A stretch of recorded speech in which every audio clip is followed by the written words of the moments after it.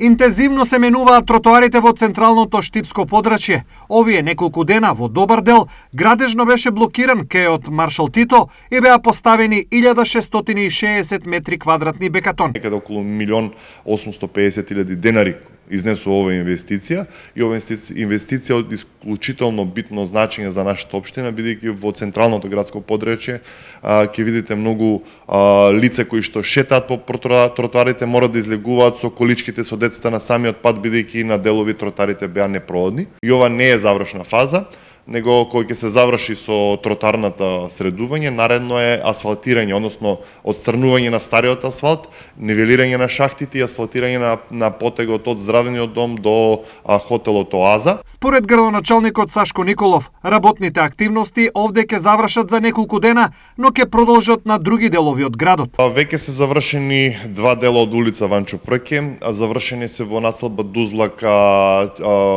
Беровска, Радовишка, дел од Драги Крупишки, завршено е во населба Баби, улица Крушевска Република. Сега таму уште 3 нови улици започнуваат да се работат, односно се распишува тендер за да се асфалтираат тие улици. Понатаму тротоарна површина во населба Пребек,